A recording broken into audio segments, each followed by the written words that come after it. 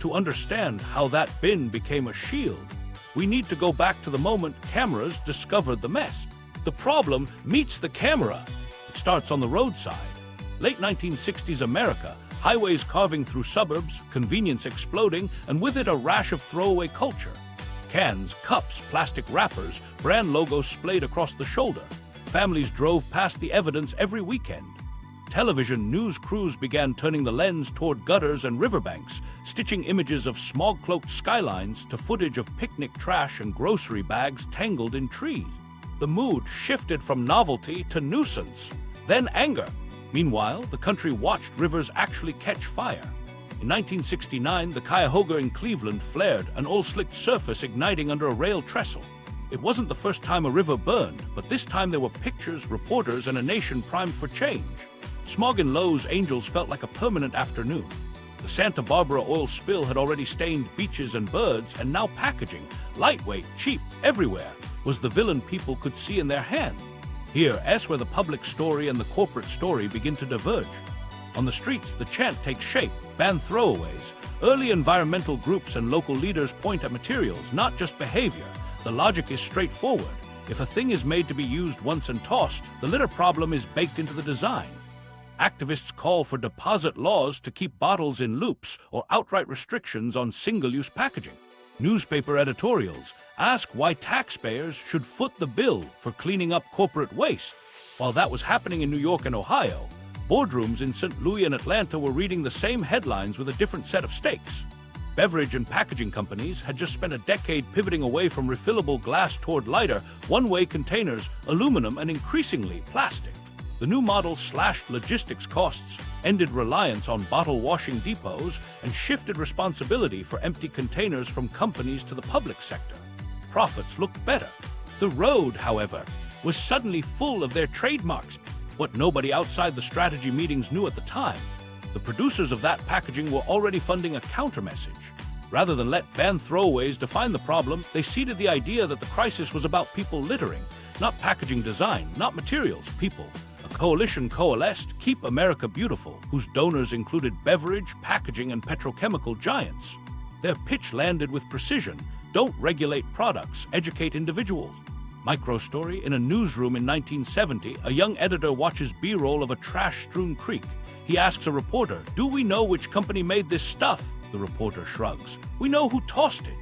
20 minutes later, the segment airs with a tight close-up of a hand dropping a wrapper. The brand is out of frame. The responsibility squarely in view. Television became the amplifier. Public service announcements ran between sitcoms and baseball games, instructing viewers to carry out what they carried in. The tone was moral. The scenery was pristine until it wasn't, a tidy narrative arc that put the audience in the protagonist's or the culprit's shoes. It worked emotionally because it asked for a simple act: be better. What nobody said on screen was that the cheapest path for companies was to make and sell more disposables while asking the public to change. This was the moment everything changed. Televised outrage threatened regulation. Lawmakers in several states floated bottle bills that put deposits on containers and required companies to take empties back through a system that actually closed loops. The packaging lobby recognized the danger. Deposit systems weren't just an annoyance. They made reuse competitive and forced producers into the cost of recovery. Meanwhile, activists were blunt. If you can carry it in, you can carry it out. But why are we forced to carry it out at all? Unknown to them, across town, ad agencies were storyboarding a new kind of environmental narrative. The scenery would be iconic. The music would ache. The culprit would be you. Keep America Beautiful and its corporate donors greenlit spots that reframed the problem at the point of disposal, not the point of design. That framing didn't just soften political pressure. It provided cover for the next wave of materials, plastics, with a promise that personal responsibility and later recycling would manage the waste. Here's where the camera lens did double duty. It held up a mirror to real pollution and then, through repetition, redefined the villain. Viewers saw litter, they felt shame. The shame motivated cleanups and anti-litter laws that targeted behavior. It also diverted momentum away from mandates on producers. In the aftermath, cities launched beautification days. Corporations funded trash bags, not redesigns. The throwaway economy kept humming. Meanwhile, something else was happening in science and industry. Petrochemical companies, buoyed by post-war refinery capacity, were ramping up polymer production. Plastics were marketed as modern, sterile, convenient, miracles of chemistry that freed you from washing, from weight, from worry. The waste was out of sight at checkout, and right there on the shoulder of the road a week later. To understand why your blue bin later felt like an answer, we need to see the seed planted here, the pivot from structural responsibility to individual action. When activists chanted ban throwaways, corporations heard find a symbol. And quietly, a new symbol was about to enter the chat, 3 arrows that promised a loop where none yet existed. The Mobius loop's Trojan horse. The symbol arrives like a balm. 3 arrows chasing each other, a clean loop that promises order in a messy world. In classrooms, kids draw it with fresh markers.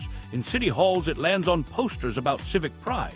And on packages, it starts to whisper a powerful message. This will come back as something new. The irony is that the loop enters public life before the loop exists. It spreads not because the system works, but because the image does. To understand how that happened, go to 1970. A college student named Gary Anderson sketches a mark for an environmental design contest, 3 folded arrows forming a Mobius loop. The winning idea becomes a cultural shorthand, free to use and easy to print. Teachers love it, newspapers reproduce it, schoolchildren wear it on pins for Earth Day. What nobody mentions in the art critique is infrastructure, sorting lines, buyers, end markets. The loop is a language, not a factory. Meanwhile, the packaging world sees something else, a permission slip. If people equate the loop with doing the right thing, then printing the loop can calm a storm. It begins appearing on paper, on glass, on steel, and crucially on plastics. Early on, plastic makers understand that not all polymers behave the same. PET isn't PVC. Polypropylene isn't polystyrene. Mixed together, they're a headache. The industry's answer in 1988 is a numbering system. The resin identification codes, 1 through 7, pressed inside what looks like the very same chasing arrows the public has learned to trust. Here's the pivot. Internally, the code is for sorters. It's a shop floor aid, a way for a plant worker to tell PET from HDPE at a glance. Externally, stamped into millions of packages inside arrows that imply a loop, the numbers look like a green light. 1 for bottles, 2 for jugs, 3 for PVC, 6 for foam clamshells. Consumers don't read polymer science. They read the arrows and hear one word, recyclable. Micro story, a product manager at a beverage company holds up a prototype bottle in a conference room. "We've added the code," he says, tapping the base. The lawyer nods. "Good, clarity." The marketing lead smiles. "Great, customers will feel better." No one at the table is funding a plant to turn number 3 into number 3 again at scale. The code, printed in tiny relief, does the heavy lifting of reassurance. The stakes are subtle and huge. If consumers believe the choice at checkout isn't between waste and waste, but between recyclable and not, they keep buying. If city leaders believe the stream can be managed with blue bins, they keep approving contracts. Companies keep lightweighting, thinner walls, multi-layer films, additives for color and sheen to save resin and shipping costs. Those tweaks make products cheaper and harder to recycle. But the arrows stay. What nobody knew at the time outside trade rooms. The code's creators expected confusion. Standards bodies would later clarify that the triangle is for identification, not recyclability. Early versions used arrows that closely resembled the universal recycling symbol. For a public hungry for solutions, nuance gets flattened. Recyclable becomes a marketing word, not a guarantee of a second life. Meanwhile, something else is happening in copywriting. Labels start to use phrases like "please recycle" next to the loop or "check locally," a line that technically says maybe and emotionally says yes. A coffee cup lid made of polystyrene carries a 6 in arrows. A shopper in line sees the triangle and tosses it in the blue bin. Downstream, sorters curse. Polystyrene has few buyers. The triangle has many believers. This was the moment everything changed inside households. Trash became 2 decisions, landfill or blue bin. That choice feels like agency, even heroism. Parents teach kids which triangle numbers go where, a domestic ritual that carries moral weight. The act shields the purchase itself from scrutiny. If the package has arrows, the buy feels absolved. Meanwhile, in boardrooms, the loop is doing quiet defensive work. When legislators weigh deposit return systems or bans on unrecyclable formats, lobbyists point to growing access to recycling and the standardized codes. Don't ban, they say. Educate, invest in collection. The system is being built. The symbol buys time. Time buys capacity. New crackers, more resin, more single-use growth. But there was one problem. The numbers didn't match reality. PET and HDPE had some end markets. PVC, polystyrene, and multi-layer films mostly didn't. Mixing them wrecked value. Cleaning, sorting, and transporting them ate margins. The loop kept spinning on labels while the economics stalled on floors. Consumers kept faith. The bins filled. And quietly, the fraction that actually closed the loop stayed small. The Trojan horse isn't the arrows themselves. It's what rode inside them. A promise of circularity that lived on packaging instead of in plants. A code that served technicians but preached to shoppers. A language that made a system look ready long before it was. The public heard we've got this. The industry heard we've got cover. The numbers on the bottom of the bottle would matter later, in memos, in hearings, in budgets. For now, they did their job on the shelf. They knew. Internal memos and quiet admissions. The arrows soothed the public. Therefore, the real question becomes, what did the people printing them say when the cameras were off? To answer that, open the file drawers.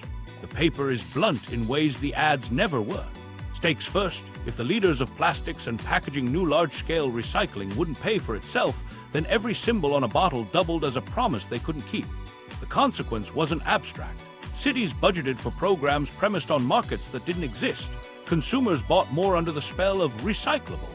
And upstream, producers greenlit more resin capacity while spending pennies on the back end.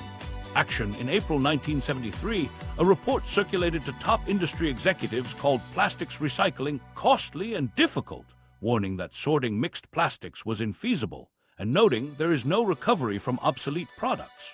A year later, another internal analysis concluded there was serious doubt that widespread plastic recycling can ever be made viable on an economic basis.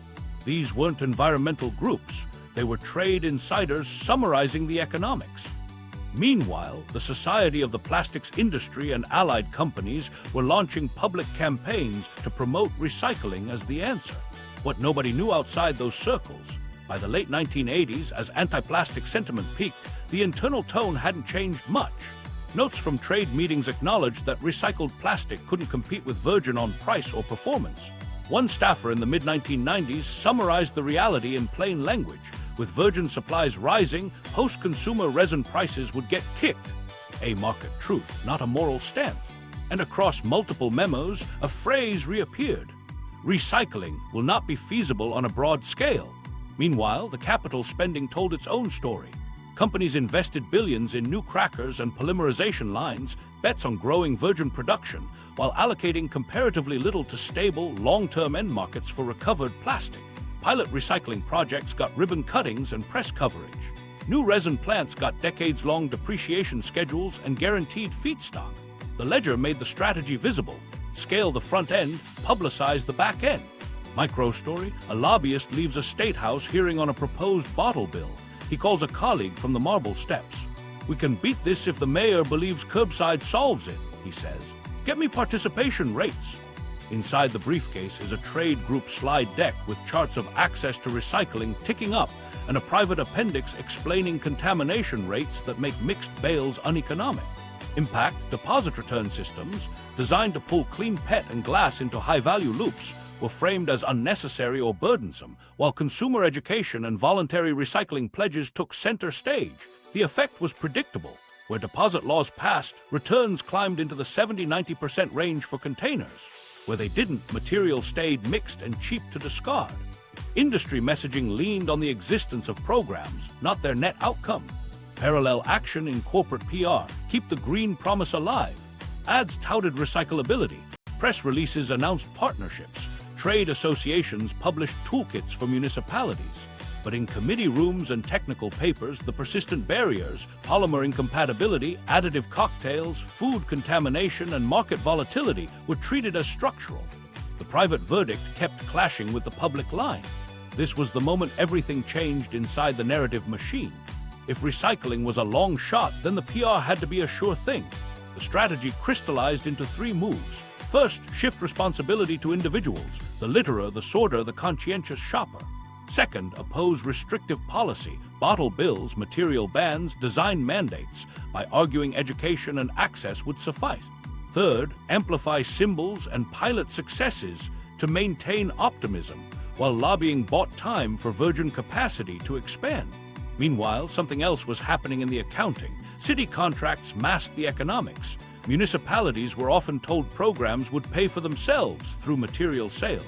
On the ground, contamination and low commodity prices blew holes in budgets. Internal industry documents acknowledged that mixed streams kill viability. Publicly, the answer was always more outreach. Human moment, a municipal recycling coordinator holds a glossy brochure from a trade coalition promising technical assistance. He flips to the back where the grant amount covers bins and signage, not downstream buyers. His phone buzzes. The hauler is raising the contamination fee again. What nobody said into a microphone, making more complicated packaging, multi-layer films, tinted resins, composite labels, saved producers money and added marketing appeal while pushing recovery costs onto everyone else. The memos didn't moralize, they measured. They concluded the loop wouldn't close at scale without controls on design and guaranteed demand. Then they fought those controls. Impact cascaded. Consumers grew attached to the ritual of the blue bin, mistaking participation for outcome. Lawmakers shown steady growth in access, delayed harder measures. Producers enjoyed the best of both worlds, reputational cover from recycling rhetoric and operational freedom to push single-use growth. When markets hiccuped, the gap between symbol and system snapped into view. Set the stakes for what's ahead. The documents aren't ancient history, they're the operating manual. They explain why when exports dried up and commodity prices fell, programs faltered. They explain why advanced recycling is rolled out every decade as a fresh miracle. And they establish intent, not ignorance, but a calculated bet that public belief in recycling would outlast the economics. Transition, with the narrative secured, they needed optics to match, bins on curbs, pilots on the news, and the sense of a system scaling. So the next act wasn't a technical breakthrough. It was an infrastructure mirage. The PR masterstroke. Keep America beautiful and friends. While lawmakers weighed deposit bills in hearing rooms, another story was being written in edit bays. The most famous frame was a close-up, a single tear sliding down a man's cheek as trash lands at his feet. The Crying Indian spot, launched in 1971 with the Ad Council and Keep America Beautiful, did something elegant and devastating. It took anger aimed at producers and redirected it to the viewer. The final line sealed it. People start pollution. People can stop it. Stakes, this wasn't just advertising. It was architecture for blame. If the audience walks away thinking the crisis is about manners, not manufacturing, then legislators target littering fines, not packaging rules. The consequence is policy drift, behavior campaigns over design standards, cleanups instead of reuse systems. And quietly, the companies funding the message keep selling disposable. Action, Keep America Beautiful, had been built for exactly this moment. Founded in 1953 by leaders from American Can, Owens, Illinois, and later joined by Coca-Cola and others, the coalition presented itself as a civic group fighting litter. In truth, it was a donor table of beverage, packaging, and petrochemical interests that had the most to lose if states forced a return to refillable containers or slapped deposits on every bottle. Through KAB, they paid for PSAs, classroom kits, and community grants that made anti-littering a moral duty. Meanwhile, something else was happening in legislatures. Bottle bills, simple deposit return laws, were gaining traction because they worked. Where they passed, return rates shot up and roadsides cleared. KAB and allied trade groups mobilized against them, arguing that deposits were expensive and unfair, that the real answer was comprehensive anti-litter education and voluntary recycling. They poured money into coalitions with friendly names, commissioned studies to emphasize program costs, and warned of lost convenience for consumers. Micro-story, in a small-town council chamber, a volunteer presents photos from a river cleanup, hundreds of branded bottles pulled from reeds. He asks for a 5-cent deposit ordinance. The next week, a KAB-affiliated representative appears with a binder. Let's partner on litter education. Deposits punish honest shoppers. The council votes for a poster campaign and a spring cleanup day. The river keeps collecting plastic. The message architecture was consistent and sticky. First, isolate the moment of disposal. Focus every camera on the toss, not the sale. Second, feature individuals, never factories or boardrooms. Third, equate environmental virtue with picking up after yourself, which everyone can do, and away from upstream redesign, which only producers can deliver. The Crying Indian ad was the apex of that formula, a highly produced mirror that told viewers the problem was their hand. What nobody knew at the time was the production roster behind the curtain. The donors list included beverage giants, packaging firms, and later petrochemical players with direct stakes in single-use growth. Their fingerprints were on policy briefs, school curricula, and the talking points that local leaders repeated. When a mayor announced a new anti-litter push, a national sponsor's logo often hovered on the banner. Impact: over the next decade, litter became a civic responsibility. Cities handed out bags and scheduled volunteer days. Police wrote more citations for tossing. Meanwhile, deposit bills were kneecapped in many states, delayed or watered down by industry coalitions that warned of costs and consumer backlash. Where deposits did pass, they did it over fierce opposition. Where they didn't, KAB's softer alternative filled the space. Parallel action in PR, the language of recycling was folded into the playbook. As curbside pilots appeared, KAB and partner campaigns celebrated participation and access, a metric tailor-made for press releases. The optics matched the narrative: bins on curbs, volunteers in branded t-shirts, kids earning badges for sorting. It felt like a movement. It also kept attention on end-of-pipe solutions instead of product design and producer obligation. Human moment: a teacher opens a KAB kit in 1982. Inside are posters, stickers, a glossy booklet on litter prevention, and a short film. Her class organizes a park cleanup and fills a mountain of bags. The kids are proud. None of the materials mention that state deposit laws, where enacted, cut container litter by orders of magnitude without relying on volunteer labor. This was the moment everything changed in policymaking tone. Personal responsibility became the refrain. Companies adopted it in their own ads. Please don't litter, give a hoot, keep your city beautiful. The phrase did quiet legal work. If responsibility sits with the consumer, then the producer's liability shrinks. When activists pushed for mandates on refillables or bans on unrecyclable formats, they ran into a wall of civics lesson. Meanwhile, KAB's credibility as a nonprofit shielded its sponsors. Journalists described it as an environmental group. City councils treated it as an impartial partner. The duality, civic face, corporate funding, let it operate in classrooms and council chambers where overt lobbying would have been unwelcome. In the aftermath, policy aimed at behavior, not material. Litter laws got sharper. Beautification budgets grew. The waste stream kept swelling with one-way packaging, now buffered by a national ethic that said the solution was better disposal and more participation. When recycling finally surged into the mainstream, it slotted neatly into this frame. Bins replaced deposits in the public imagination, and the companies that helped build that frame were ready with the next reassuring promise.